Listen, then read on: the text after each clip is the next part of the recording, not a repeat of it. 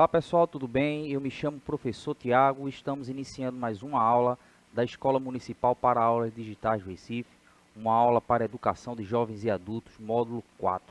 E a gente vai dar prosseguimento ao que a gente iniciou na aula passada, né? Ou seja, trazendo aqueles temas para a gente fazer uma discussão mais ampla aqui nas aulas de matemática. E o tema que vamos trabalhar durante essas semanas agora é a cesta básica, né? A gente vai relembrar um pouco do que a gente falou lá na semana passada, a gente discutir um pouco aí do que seria essa noção de cesta básica, quando ela surge, e a gente fazer uma reflexão nos dias de hoje, uma comparação com o que se recebe e com o que se gasta com uma cesta básica, né? Na aula anterior a gente falou mais dessa relação e hoje a gente vai se preocupar um pouco mais de compreender os cálculos, né? Ou seja, a gente além de tentar entender essa relação do valor da cesta básica com o valor do salário mínimo, a gente vai trazer aqui algumas relações, algumas caracterizações, a gente vai descrever como é que alguns cálculos, por exemplo, na operação de subtração. E fica como sugestão você aí com seus colegas, com seu professor, sua professora, trabalhar um pouco dessas relações, tá certo? Então, lembrando do que a gente discutiu na aula passada, a gente falou da cesta básica, né? Ou seja, é um termo que aparece muito aí no nosso cotidiano, só que muitas vezes a gente vai perceber, né, como eu estava falando, uma pesquisa que você faz para compreender a cesta básica, você vai encontrar uma quantidade enorme de valores relativos à cesta básica, né? Então, hoje existe uma característica de você ter tipos de cesta básica, né? Mas a sua origem, né, como a gente trouxe lá no início da aula passada, né, a cesta básica ela é um decreto, né, lá do 30 de abril de 1938, onde ele trazia uma lista com 13 produtos, né? E a gente viu, a gente percebeu que a diferença de uma cesta básica para outra é com a variedade, com a oferta que se tem hoje, né? Você poder fazer uma modificação em algum desses produtos, né? A gente viu que os produtos bases aí da cesta básica, os 13, né? Então, carne, leite, feijão, arroz, farinha, batata, tomate, pão, café, banana, açúcar, óleo e manteiga. E a gente vai perceber que a variação dessas cestas básicas aí é com relação à troca de algum desses itens, né? A gente viu, por exemplo, alguns itens que são mais característicos da região sul do país, né? Outros que são mais característicos aqui da nossa região nordeste, né? Então, outra que eu peguei, por exemplo, vi que algumas faziam algumas trocas, por exemplo, com alguns produtos de higiene pessoal, alguns produtos de limpeza, né? Algumas massas faziam referências a esse tipo de troca, tá bom? E a gente começou, ou seja, o foco principal da gente foi analisar essas informações aí que a gente está vendo nessa tela, né? Ou seja, essa tabela aí com um monte de informações que a gente vai trazer aqui em outras aulas, mas a gente está dando a ênfase em um valor, em uma relação específica aí. Quando a gente for fazer uma aula sobre gráficos e tabelas, a gente vai fazer, por exemplo, uma referência ao título, né? Ou seja, um monte de informações que tem na parte superior da tabela e a gente vai aprender a fazer a leitura observando todos esses elementos.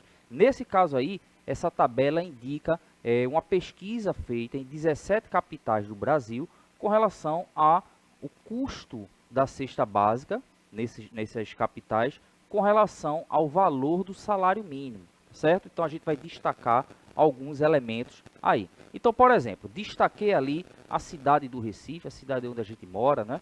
Então, aqui no Recife, essa pesquisa realizada aí em junho de 2022, bastante recente aí, né? A fonte é o DIEESE, né? Que é um órgão que se preocupa em fazer esse tipo de busca e análise. Então, a gente observou ali que em Recife, aquele valor ali, ó, procura lá em cima o valor da cesta básica. Então, quando a gente procura ali valor da cesta básica e procura o Recife, a gente encontra o valor de R$ 612,34, tá certo? E a comparação que a gente fez na aula passada foi justamente com o valor do salário mínimo, ou seja, se eu tenho aí a cesta básica com R$ 612,34 e o salário mínimo em R$ 1.212, a gente fez uma comparação, né? Ou seja, a gente pode dizer que é mais ou menos a metade do salário mínimo seria para comprar uma cesta básica. Você deve lembrar também que quando a gente falou de cesta básica, lembra que no início da aula eu trouxe aqueles 13 itens? Quando a gente faz o cálculo desse tipo de cesta básica utilizado aí para esse cálculo, Você pode, eu até disse isso, chama atenção, né? Ou seja, se eu comprar um pacote de feijão, um pedaço de carne, um pacote de farinha, daqueles 13 itens da lista, a gente percebe que não vai dar esses 600 e poucos reais aí. Mas é porque esse cálculo realizado aí é uma cesta básica para uma família de 4 pessoas.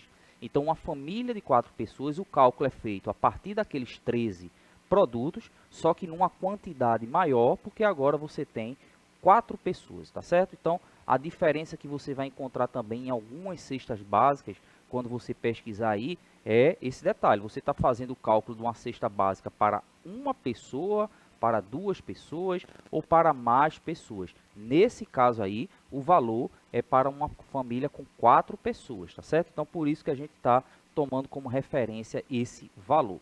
E o valor do salário mínimo, como a gente viu aí, ó, R$ 1.212, ou seja, metade do valor seria mais ou menos, ou seja, aproximadamente, tá certo? Seria o valor da cesta básica. E a gente fez esse cálculo aqui, né? Eu simplesmente disse o seguinte, olha, se você pegar o valor do salário mínimo e subtrair o valor da cesta básica, esse valor que sobra, aí depois a gente fez uma reflexão, né? Ou seja, esse valor que sobra para pagar luz, água, aluguel, se for, remédios, e a gente ainda disse, e será que vai sobrar alguma coisa para a gente ter o lazer, a diversão?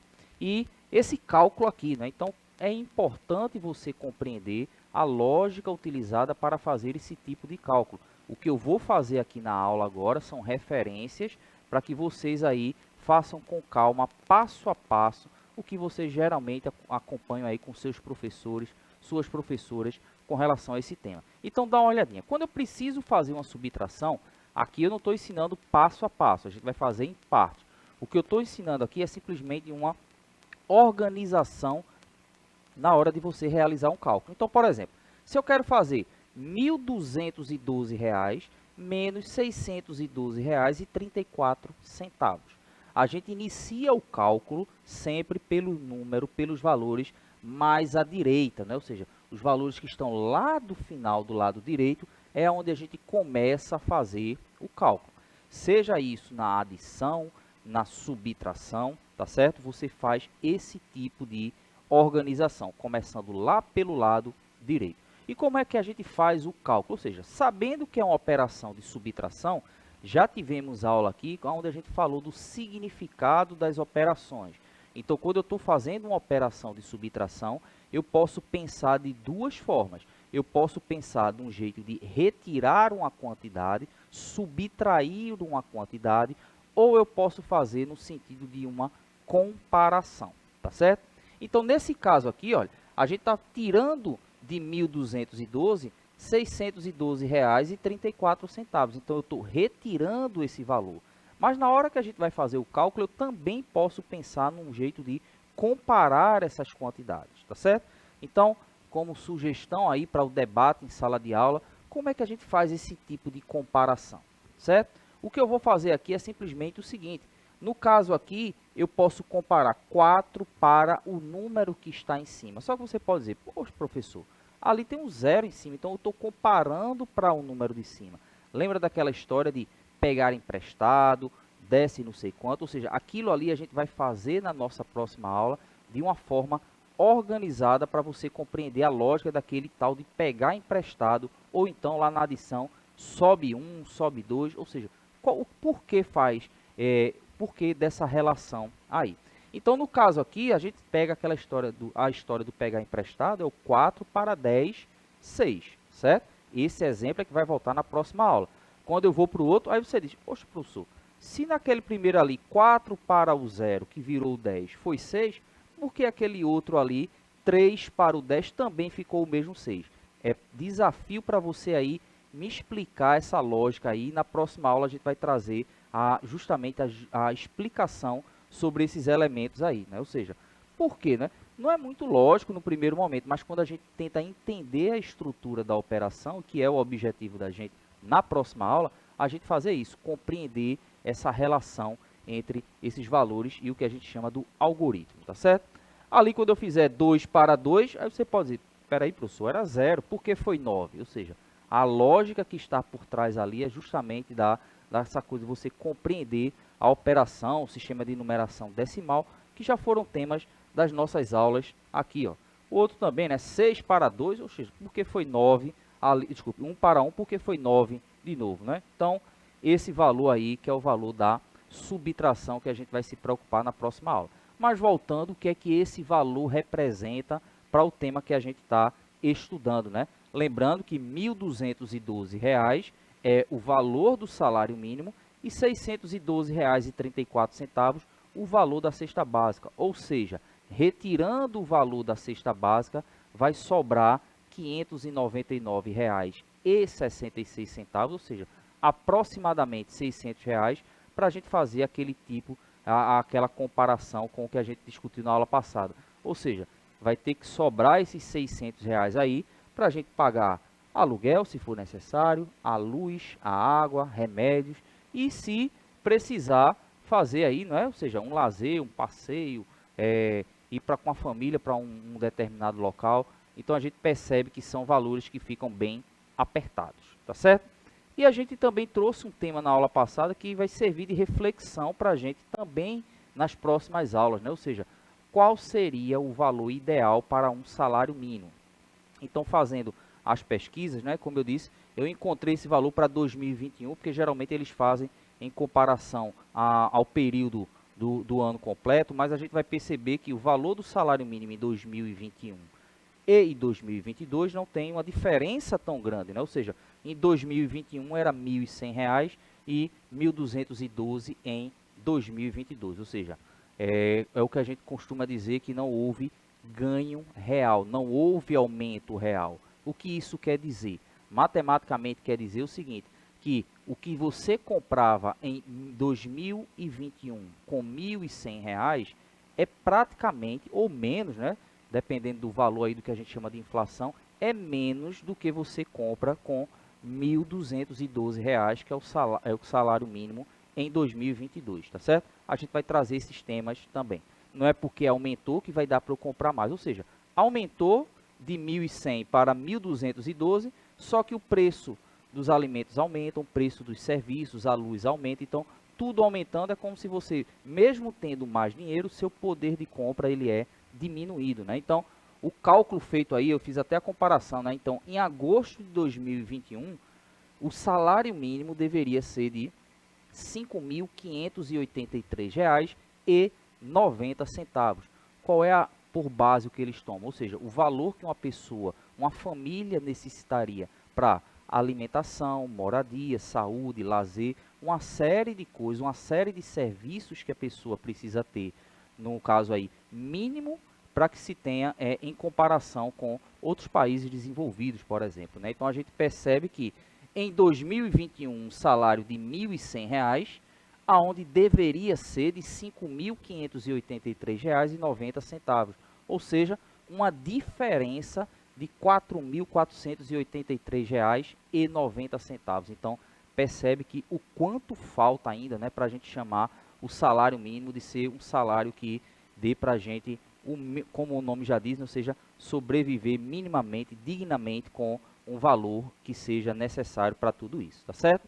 E como sugestão, aí também, mais uma vez, esse cálculo aí vai voltar na próxima aula, a gente tentando entender, né? Nesse daí, esse primeiro ficou mais fácil, ó. 0 para 0, 0, ou seja, comparando. 0 para 9, 9.